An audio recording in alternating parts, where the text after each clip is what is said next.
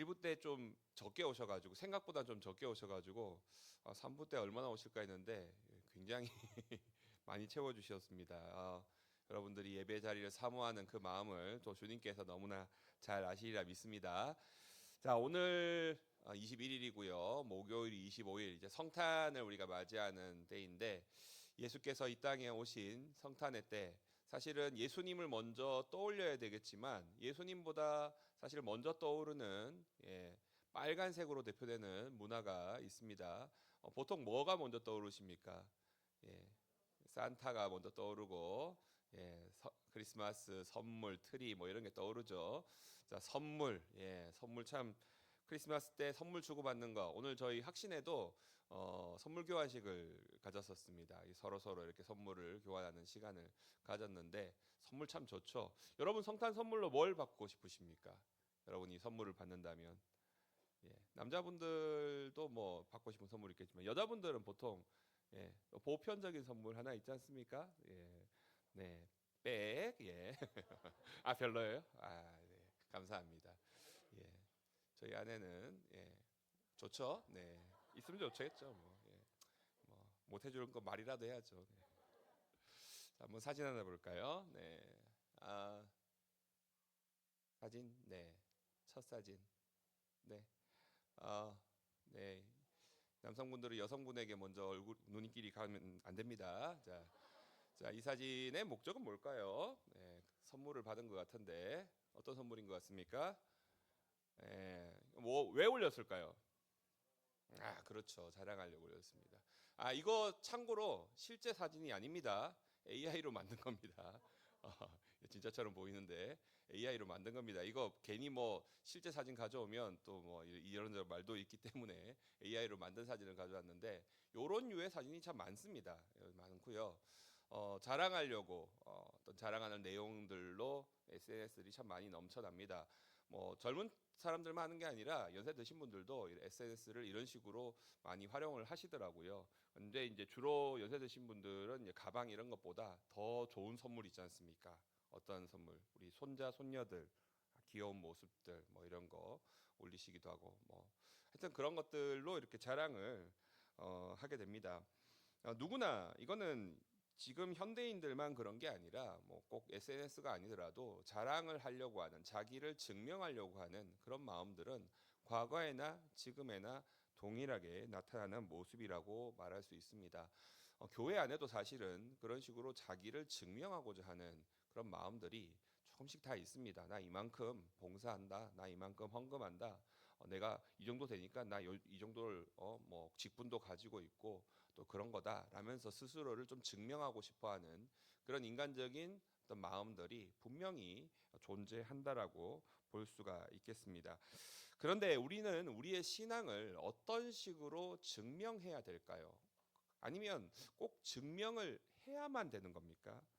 오늘 우리는 증명하라고 요구하는 그러한 이야기에 예수님은 어떻게 대응하시는지를 말씀을 통해서 함께 살펴볼 수 있기를 원합니다.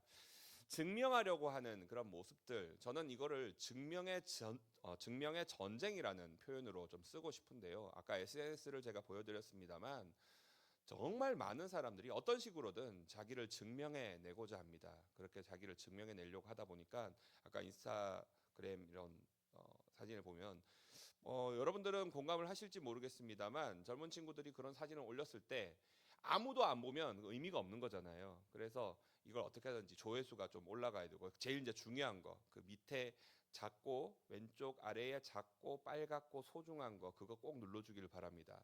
좋아요. 좋아요 숫자가 많이 채워질수록 뭔가 뿌듯해지고 내가 좀 뭔가 된 것 같고 그래 나 이 정도 되는 사람이야 나 증명했어 좀 이런 어떤 마음들을 느끼게 됩니다. 여러 현장에서 우리의 삶에서도 여러 증명의 전쟁이 나타납니다. 직장에서 가정에서 또는 뭐 친구 간에도 서로 서로를 증명해내고자 애쓰게 됩니다. 동창회의 모임을 가지게 되면 동창회야말로 증명의 전쟁 그 자체입니다. 누구는 어떤 회사에서 뭐 얼마나 연봉을 받네, 어떤 차를 몰고 있네, 또 뭐 가족들이 뭐 내 자식이 뭐 어떤 학교를 갔네, 뭐 이런 것들을 가지고 스스로를 증명하고자 많이들 애쓰게 되는 것을 보게 됩니다. 예수님은 이런 증명의 전쟁, 예수님은 상관없었을까요? 예수님도 이 땅에 인간으로 오셨기 때문에 이 증명으로부터 완전히 자유로울 수는 없었습니다. 오늘 말씀에서 바로 그와 같은 시험을 당하시는데, 자, 여러분, 예수님께서 이 증명의 시험을 당하실 때에 이 증명의 시험을 어떻게 당하시는지 우리가 자세히 좀 보게 되면은 이 증명이 우리에게 어떤 식으로 다가오는지, 우리가 어떻게 대처해야 되는지를 볼 수가 있게 됩니다. 먼저 우리가 봐야 될 것은 예수님이 어디에서 이 증명의 전쟁을 치르고 계시냐라는 겁니다. 보시면은 오늘 9절의 말씀을 보시면 사탄이 예수님을 어디에 데리고 가냐? 예루살렘으로 가서 성전 꼭대기에 세웁니다. 예수님을 굳이 성전 꼭대기에 세우고 있습니다.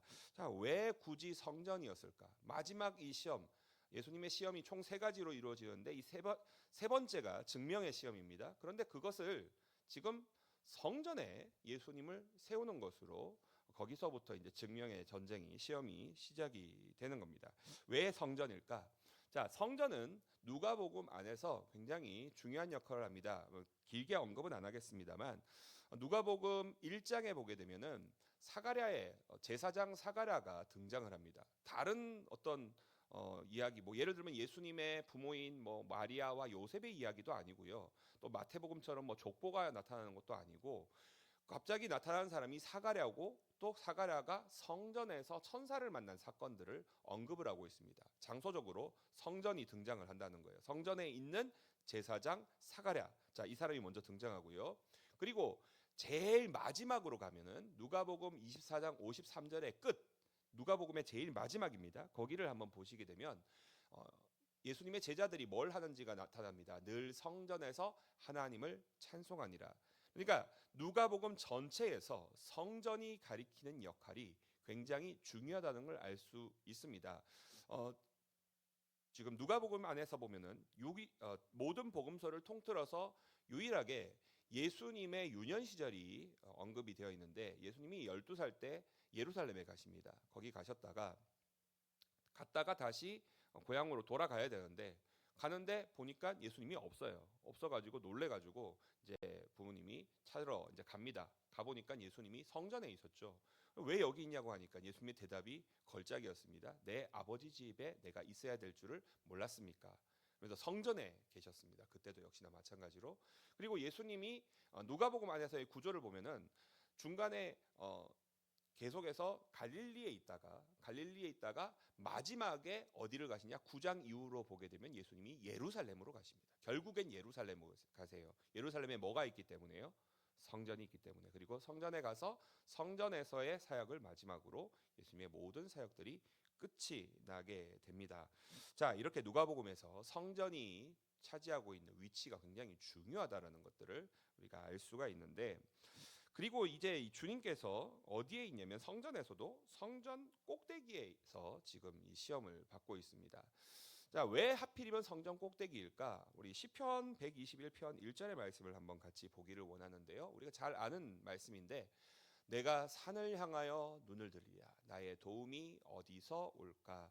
여기서 산은 뭐 우리 주변에 있는 앞산, 뒷산, 뭐 신어산 이런 산을 말하는 게 아니라 하나님의 성전이 있는 예루살렘은 시온산 위에 있거든요. 그 산을 말하는 겁니다. 그러니까 내가 산을 향하여 눈을 들리라 이 말은 그냥 아무 산을 본다는 말이 아니라 성전이 있는 산을 향하여 눈을 든다는 겁니다. 여러분, 우리가 산을 보면은 산 어디를 봐요? 산 중턱을 봅니까? 산 꼭대기를 볼 거 아니에요. 마찬가지로 산을 향하여 눈을 들리라 거기에 있는 성전을 보면 성전의 어디를 보게 되겠습니까? 자연스럽게 성전의 꼭대기를 바라보는 거죠. 자, 산을 향하여 눈을 든다는 말의 의미를 아까 구절로 다시 한번 보기를 원합니다. 내가 산을 향하여 눈을 들리라. 그다음 뭐라고 돼 있습니까? 말씀 띄워 주세요. 121편 다시 한번 띄워 주시면 그다음 뭐라고 돼 있습니까? 나의 도움이 어디서? 도움이 이제 거기서 온다는 거죠. 성전 꼭대기로부터 하나님의 도우심이 나에게 주어진다. 그러니까 이 성전 꼭대기는 그냥 뭐 갑자기 높은 곳에다가 예수님을 갖다 놓았다 이런 의미가 아니라 지금 하나님의 임재가 가장 거룩하게 이루어지는 곳, 하나님의 도움이 주어지는 곳에 예수님을 세워놓고 거기서 지금 너 자신을 증명하라라고 말하고 있는 것입니다. 우리에게 나를 증명하라고 하는 어떤 시험들이 언제 주어지게 되냐? 특별히 우리 믿는 사람들에게 주어지는, 성도에게 주어지는 시험도 이와 같습니다. 어떤 식으로 주어지느냐? 사실은 우리가 뭇 사람들과 안 믿는 사람들과 다 같이 섞여서 그냥 그들과 같이 이렇게 지냅니다. 그들과 뭐 다를 바 없는 그런 삶들을 살고 그들과 똑같은 일들을 행하게 되는데, 거기에서 우리들에게 주어지는 질문이 있습니다. 네가 예수 믿는 사람이라면, 그리스도인이라면 너 마땅히 이래야 되지 않냐라는 식의 질문이 주어지게 되는 거죠. 자, 물론 뭐 좋은 의미의 증명일 수도 있습니다. 네가 예수 믿는 사람이면 이 정도의 도덕성은 가지고 있어야지. 질서를 지키고 법을 잘 지켜야지. 뭐 이런 류의 증명이면 그나마 괜찮은데, 그런 거 말고요. 너 예수 믿는다면서 하나님이 그렇게 대단한 분이라면서, 그러면 너 근데 왜 너 사는 모양이 그 모양 그 꼴이냐? 제가 실제로 군에 있을 때 들었던 이야기들 중에 제 고참 하나가, 그건 안 믿는 사람이었거든요. 계속 이제 제가 이제 교회를 가지 못하는 시기였는데, 좀 많이 힘든 시기였습니다. 제가 이제 좀 군 생활을 잘했을 것 같습니까? 못했을 것 같습니까? 참고로 제가 눈치가 참 없는 편입니다. 눈치가 없으면 군에서는 세 글자로 이렇게 부릅니다. 고문관. 남자들은 이해를 합니다. 고문관이란 말이 고문을 받는단 말이 아니고 참이 그래서 정말 힘든 생활을 하고 있는데, 이 고참이 저를 막 비꼬면서 예수 믿는다면서 뭐 고모양이냐면서, 제가 예수 믿는다는 걸 뻔히 알고 있으니까, 교회 다니는 걸 뻔히 알고 있으니까 뭐 너를 뭐 그런다면서 뭐 네 군생활이 나아질 것 같냐면서, 내가 너 더 꼬이게 만들 거라면서, 실제로 그 사람이 저를 계속 괴롭히고 더 막 군생활을 힘들게 만들었는데 나아진 적이 없었습니다. 실제로도. 그러면 저는 증명을 한 겁니까? 못 한 겁니까? 자, 여기가 이게 참 엄청난 함정이 담겨 있는 대목이라는 겁니다. 우리는 여기서 증명을 하려고 하는 순간 그 싸움에 져버리는 겁니다. 증명의 전쟁은 내가 그 전쟁에 응하고 그 전쟁에 같이 싸우려고 하고 동등한 선에서 대답하려고 할 때 지고 들어가는 싸움이 됩니다. 자, 보십시오. 이런 모습은 사실은 조건부 믿음에 가깝습니다. 네가 그리스도 하나님의 아들이여든 뭐 이런 말들을 하고 있잖아요. 보십시오. 지금 사탄이 시험을 할 때 하나님의 아들이여든 여기서 뛰어내리라. 하나님의 아들이여든, 이 말은요, 하나님의 아들이면은 뛰어내리고 아니면 뛰어내리지 마라 이런 말이 아니에요. 사탄이 뻔히 알고 있잖아요. 뻔히 알고 있습니다. 그리고 얼마나 능력이 많으신 분인지 뻔히 알고 있습니다. 뻔히 알면서 질문하는 거예요. 하나님의 아들이니까 너 증명해 봐. 이렇게 지금 얘기를 하고 있는 겁니다. 할 수 있잖아. 지금 이렇게 얘기하는 거예요. 자, 이런 이야기는 뭐 일종의 말하자면요, 연인 사이에서 죄송합니다. 여자분들을 비하하려고 하는 말은 아닙니다. 여성분들이 이제 남자친구에게 이런 식의 얘기를 할 수가 있겠죠. 오빠 나 사랑해? 사랑한다 대답하겠죠. 사랑하면 저거 아까 그 봤던 그거 사진에 봤던 그거 해줄 수 있지? 사랑하니까? 그러면 남자들은 어떻게 대답해야 될까요? 어렵습니다. 참 어려운 질문이에요. 근데 거기에 이제 사탄이 그런 식으로 우리에게 질문을 한다는 겁니다. 근데 예수님이 그러면 그래 나 해볼게. 나 성령에 뛰어내리면 천사 뛰어내릴 거다. 너 가만 안 놔둔다. 뭐 이런 식으로 했겠습니까? 저라면 그렇게 했을 것 같기도 해요. 뭐 할 수 있는데 뛰어내리면 천사가 받아줄 건데 뭐 그런 마음으로 했을 것 같기도 합니다만, 주님이 그런 식으로 하지 않습니다. 왜냐하면 지금 사탄은 계속해서 우리들의 신앙을 조건부 믿음으로 전락을 시키려고 하는 거예요. 끌어내리려고 하는 거예요. 자기 수준으로 자꾸 끌어내리려고 하는 겁니다. 조건부 믿음은요, 일종의 거래가 되는 겁니다. 우리가 이런 식으로 기도할 수 있겠죠. 주님 주실 줄 믿습니다. 일단 깔고 시작해요. 전제를 깔아버립니다. 주실 줄 믿습니다. 이번 주에 로또 당첨이 되게 해주실 줄 믿습니다. 이게 뭡니까 이게? 자, 그 정도는 그렇다 쳐요. 이거 사실 말도 안 되는 기도죠. 내일 시험이에요. 시험 치는 학생이 시험 망칠 것 같은데, 근데 하나님이 나 망치게 내버려 두실 거야? 아니겠지. 하나님 저 그냥 안 놔두실 거죠? 예? 생각 안 나는 거, 공부 안 한 내용도 다 생각나게 해줄 줄 믿습니다. 이게 뭡니까 이게 지금? 불치병에 걸렸어요. 정말 안타까운 상황입니다. 하나님 앞에 엎드릴 수 있죠. 자연스럽게 엎드리게 되죠. 자연스럽게 엎드리게 됩니다. 간절히 구하게 되겠죠. 기도하게 됩니다. 그런데 기도하는 건 뭐 당연히 하게 되는 건데, 기도하면서 주님, 제 불치병, 이 암세포가 다 사라질 줄 믿습니다. 사라지게 해주실 거죠? 나 주님 믿는데 안 해주면 안 돼요. 안 해주면 뭐요? 암세포 그대로 남아있으면 하나님 안 살아계시네? 하나님 나 사랑 안 하시네? 아까는 제가 유치한 쪽으로 오빠 나 사랑해 그런 류의 얘기를 했는데, 그거나 이거나 사실은 비슷한 겁니다. 조건부로 딱 걸어놓고 이대로 하면 믿습니다. 그렇지 않으면 하나님 아니신 거네요. 하나님 나 사랑 안 하시는 거네요. 그런 식의 이야기를 하고 있는 겁니다.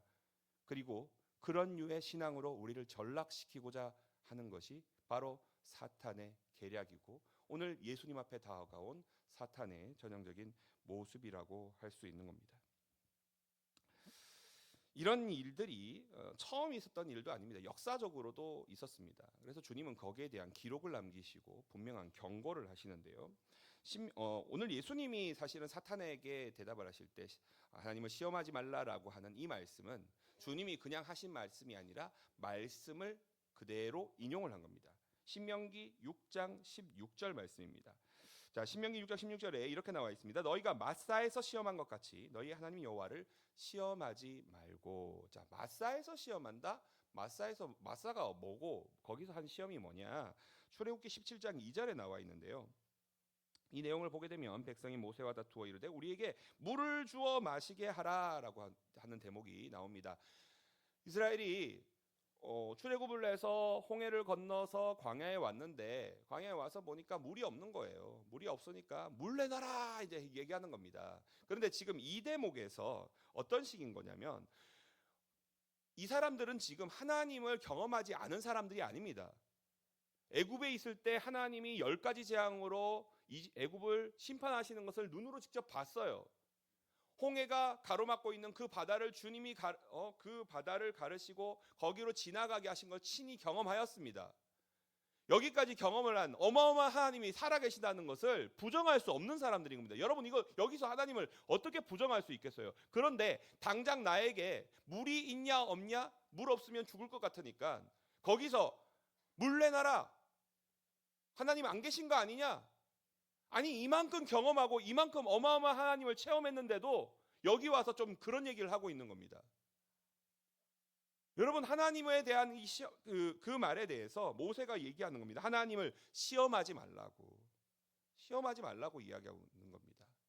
하나님을 시험하는 사람이, 어떤 사람들이 하나님을 시험합니까? 하나님을 체험하지 않은 사람들은 하나님을 시험할 일이 없어요. 안 믿는 사람이 하나님을 시험하겠습니까? 그럴 필요가 없어요. 그들은 안 믿으니까. 그런데 이미 하나님이 살아계심을 체험을 하고 경험을 하고 알고 있는 사람들이, 그 사람들이 이런 시험을 하고 있더라는 것입니다. 하나님은 비록 이때의 이스라엘이 하나님을 시험하는 가운데 비록 반석을 쳐서 거기서 물이 나오게 함으로써 그 요구를 들어주시긴 합니다만, 여기에 대해서 경고를 남기시고 신명기 아까 봤던 6장 16절을 통해서 너희 하나님을 시험하지 말라라고 분명하게 경고하고 나서신 것입니다.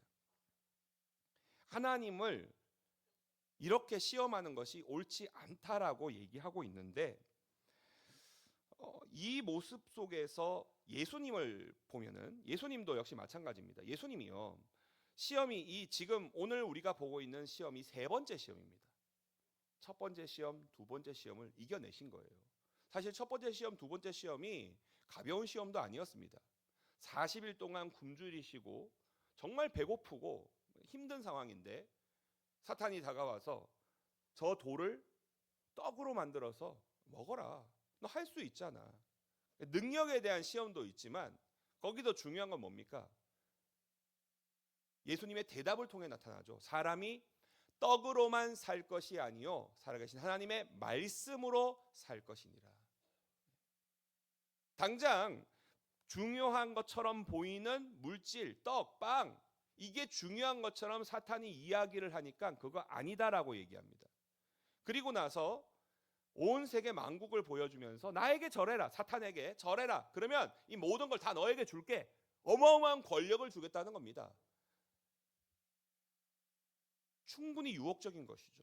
그러나 주님은 오직 하나님께만 경배하라, 하나님께만 엎드리라라고 분명하게 이야기하고 있습니다. 그리고 나서 여기까지 한 것만 해도 어마어마한 대단한 거잖아요. 그리고 나서 지금 겪게 되는 겁니다. 여러분, 하나님을 증명하라라는, 우리의 신앙을 증명하라라고 하는 이런 류의 신앙들이 신앙이 없는 사람에게 오는 게 아니라는 거예요. 저와 여러분들에게 닥칠 수 있는 아주 흔한 시험일 수 있다라는 것을 보여주는 겁니다. 그런데 주님은 어떻게 하십니까? 주님께서 이와 같은 시험을 받았을 때에 그 시험에 대해서 이렇게 하나님을 시험하지 마라 라고 말씀으로 이기시는데, 우리는 여기까지만 보니까 이걸로 이기셨다, 끝, 이렇게 생각하기 쉽습니다. 근데 여러분 자세히 한번 보십시오. 우리는 끝을 알고 있으니까 끝을 생각을 하고 보시기 바랍니다. 우리 주님이 마지막에 가실 곳이 어디입니까? 주님의 모든 사역의 마지막이 어디예요? 십자가잖아요. 십자가입니다. 예수님께서는 우리들을 살리시기 위해서 가장 힘들고 고통스러운 십자가의 자리로 나아가시게 됩니다. 자, 끝이 거기에요. 뻔히 알고 있는 겁니다. 예수님은 알고 계세요. 사실은 사탄도 알아요. 그런데 사탄이 지금 여기서 요구하고 또 그에게 바라는 것은, 그렇게 하지 말고 성전 꼭대기에서 뛰어내리면 천사들이 받아줄 거 아니냐. 자, 성전에는요 평소에도 온 세계에 있는 유대인들이 가득 모여 있는 곳입니다. 사람들이 많은 곳이라고요. 사람들이 많은 그곳에서 꼭대기에서 뛰어내렸는데 천사들이 받아줬다. 어떤 일이 생겼겠습니까? 예수님 아직 공생애를 시작하시기 전이었습니다. 제자들도 만나기 전이었어요. 아무것도 안 했을 때입니다. 그저 이제 세례 요한에게 세례만 받고 곧바로 광야로 갔다가 지금 광야에서 40일 이후에 시험을 당하시는 때인데, 이때 만약에 성전에서 뛰어내려서 천사들이 받아줬다, 사람들이 다 받겠죠. 전부 다 받겠죠. 그럼 인간적으로 한번 생각해 봅시다. 사람들이 저분은 꼭대기에서 저 높은 데서 떨어졌는데도 천사들이 받아주는 정말 대단한 사람이다, 신령한 분이다, 하나님의 아들 그 자체시다, 능력 있는 분이시다. 그러면서 예루살렘에 모여있던 모든 사람들이 예수님을 따르고 예수님의 모든 가르침을, 우리에게 가르침을 주셔서 당신이 우리의 왕이 되어주십시오. 그러면서 당장 성전을 늘 섬기고 봉사하고 있었던 제사장부터 예수님을 받들어 모시면서 주님은 정말 모든 사역들을 아주 쉽게 해내실 수 있지 않겠습니까? 인간적으로 생각하면 그렇지 않아요? 제가 너무 유치해서 그런지 모르겠지만 제 생각에는 그냥 한번 뛰어내려 가지고 천사들이 받아주는 거 사람들한테 한번 보여주고 나면은 사람들이 내 말을 다 따를 것 같은 거예요. 그렇지 않겠습니까? 어마어마한 기적을 보여줬잖아요. 그럼 여기에 좀 덧붙여 가지고 병자들도 좀 고쳐주고, 5천 명, 10,000명 한번 먹여보고 그런 거 하면은 사람들이 막 따를 거 아니에요. 그러면 사역이 얼마나 쉽겠습니까? 근데 주님 그렇게 하십니까? 이걸 거부하시잖아요. 하나님을 시험하지 말라라고 하는 이 대답에는 그거 안 하겠다는 겁니다. 그 길로 안 가겠다는 겁니다. 그리고 주님 어떻게 하십니까? 거기서 갈릴리로 가시죠. 예루살렘, 사람이 그렇게 많은 곳에서 떠나셔서, 갈릴리는 완전 총구석입니다. 그 총구석에 가셔서 거기에 있는 사람들과 어울리시고 거기에서 말씀을 전하시고 제자들을 3년 동안 키우시는데, 그 제자들 말도 안 듣고 막판에 가면 다 도망가고 얼마나 형편없는 사람들입니까? 그런데도 3년 동안 그렇게 애를 쓰시면서 그렇게 가르치고 같이 먹고 자고 함께 했던 사람들입니다. 그 힘든 일을 일부러 감당하세요. 5천 명을 먹이셨을 때도 사람들이 예수님을 왕으로 모시려고 하니까 예수님 도망가 버리십니다. 거부해 버리세요. 그리고 예루살렘에 오니까 만약 이때는 성전의 꼭대기에서 뛰어내려서 천사들이 받아줬다면 제사장부터 시작해서 모든 사람이 예수님을 받들어 모셨겠지만, 갈릴리에서 3년의 그 고생을 하시고 예루살렘에 왔을 때 사람들이 어떻게 합니까? 물론 처음에 들어올 때 호산나 하면서 예수님을 맞이하는 것처럼 보였지만, 거기에 있는 권력자들, 제사장부터 시작해서 사두개인, 바리새인들은 예수님을 거부하고 그분을 결국은 모함을 하고 십자가에 못 박아 죽여버리지 않습니까?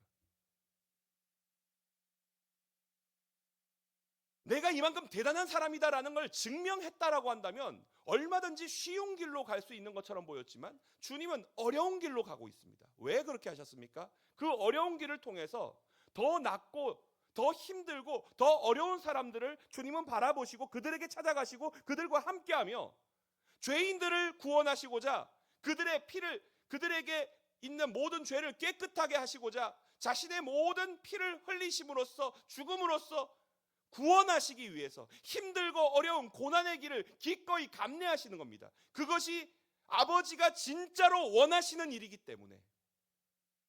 인간적인 판단으로는 훨씬 더 편하고 훨씬 더 좋아 보이는 길이 있어 보였습니다만, 그것은 내가 생각하는 나의 길이요, 하나님 아버지가 원하시는 사랑의 길은 그것이 아님을 알고, 말씀의 길이 이것이 아님을 생각하고 하나님을 시험하지 말라라고 명령하시고 고난의 길로, 고통의 길로 순종하시면서 기꺼이 거기로 가시고 있는 것입니다.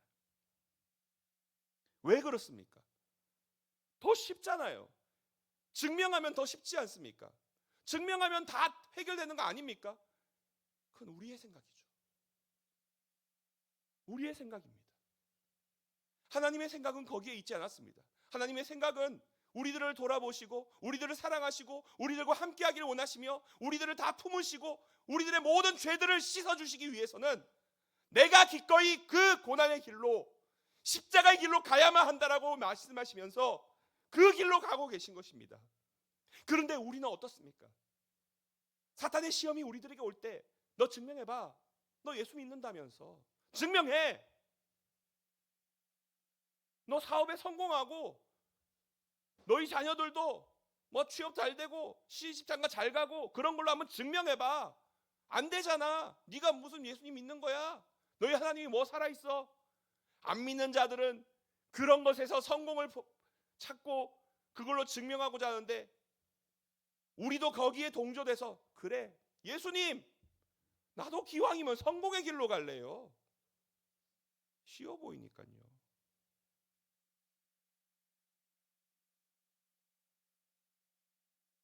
여러분, 증명의 길은 우리의 길들이 아닌 줄로 믿습니다. 내가 더 잘되고 더 높은 곳에 올라가서 증명하면은 그것이 하나님이 기뻐하실 것 같습니까? 전혀 아닙니다.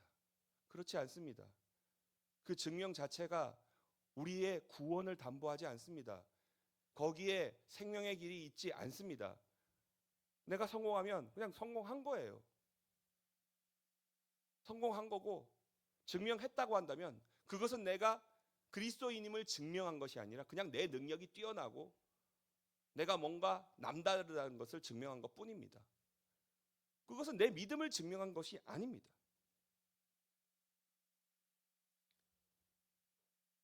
진정한 의미의 순종은 그것이 힘들고 어려워 보이지만 순종의 길, 믿음의 길로 가는 것입니다. 하나님을 시험하는 자들은 불신하고 있는 거예요. 주님을 믿지 않는 것입니다. 그분이 나를 정말로 가장 완벽한 하나님 나라에 가게 하실 것인가? 주님의 나라에 거기에 정말 행복이 있는가? 그것이 진짜 행복인가? 나는 그 행복을 원하지 않아. 나는 세상에서 나를 증명해서 사람들이 말하는 행복, 그거 나도 누려볼래.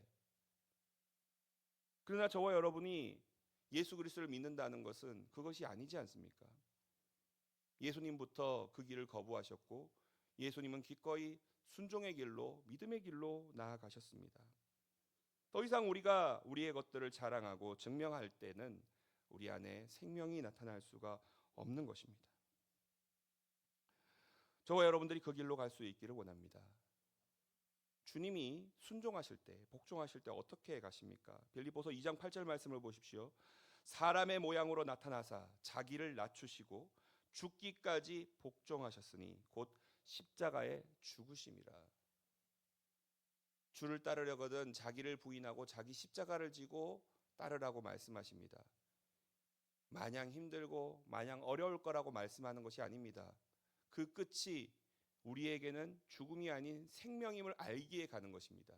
비록 지금은 화려하게 보이더라도 멋진 자동차를 타고 내가 가지고 있는 부들을 막 돈을 뿌리면서 달리고 있는 자동차에 있는데 그 자동차가 향하는 곳이 절벽 끝이라고 생각해 보십시오. 지금 당장은 내가 가지고 있는 부를 마음껏 자랑하며 증명하면서 살 수 있는지 모르겠지만 그 끝은 몰락이고 죽음이고 그냥 아무것도 남는 것이 없게 되는 것입니다. 이 땅에서 우리가 누려야 될 것을 하나님과 함께하며 예수 그리스도의 그 길을 같이 동참하는 길입니다.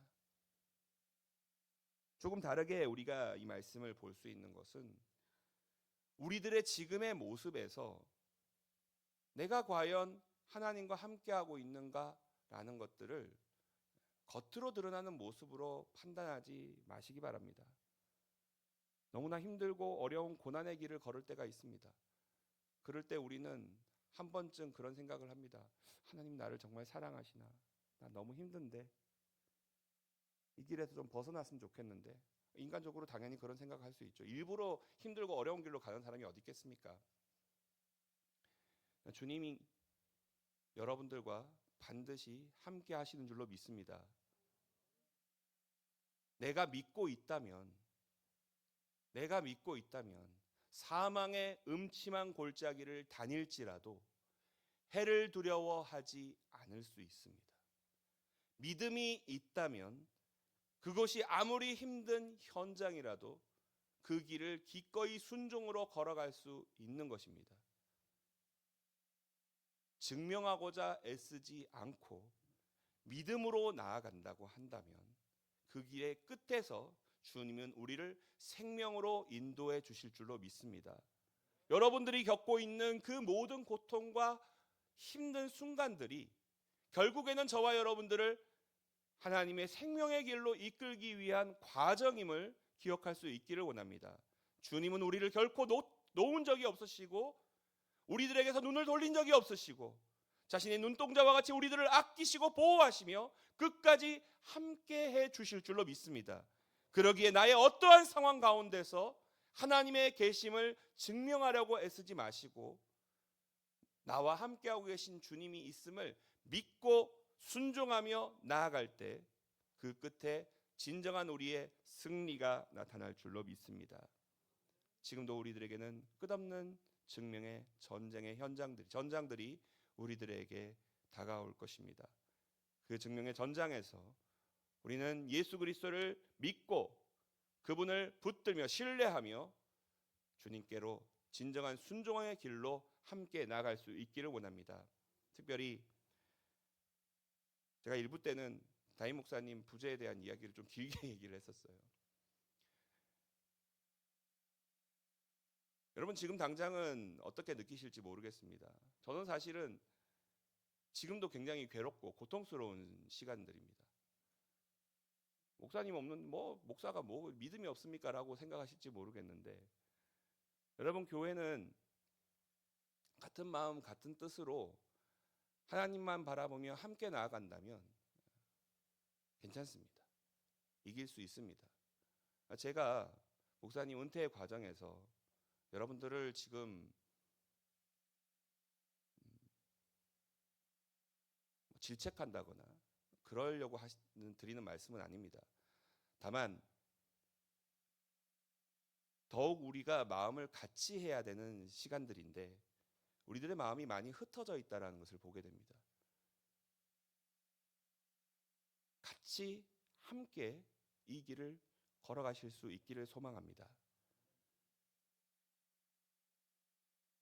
우리 각자의 삶에서 더욱더 많은 증명의 전쟁들이 나타나게 될 것입니다. 교회가 담임 목사님이 안 계신데 또 교회의 상황이 어떤데 여러 가지 이야기들과 그런 소문들을 끊임없이 양산하며 우리들의 마음을 흔들고 우리들의 신앙이 제자리에 있지 못하게 만들 것입니다. 여러분, 이전보다도 더욱더 교회를 사랑하며 우리 모두가 함께 이 길에 서 있을 수 있기를 원합니다. 지금 우리가 십자가의 길이, 믿음의 길이, 순종의 길이 우리에게 생명의 길이라고 말했지만 여러분, 그것을 혼자 걷는다고 하면 얼마나 어렵고 힘들겠습니까? 주님이 우리에게 교회를 주신 이유와 목적이 무엇입니까? 이 길을 저와 여러분이 함께 걸어가기를 원하고 있습니다. 함께 간다면, 이 길을 서로 의지하며 함께 기도하며 함께 나아간다고 한다면 이제 이 길은 우리에게 고통이 아니라 고난이 아니라 도리어 여기서 더 많은 하나님의 은혜와 생명을 경험할 수 있는 길이 될 줄로 믿습니다. 이 길이 얼마나 길지, 언제까지 이어질지 저도 잘 모르겠습니다.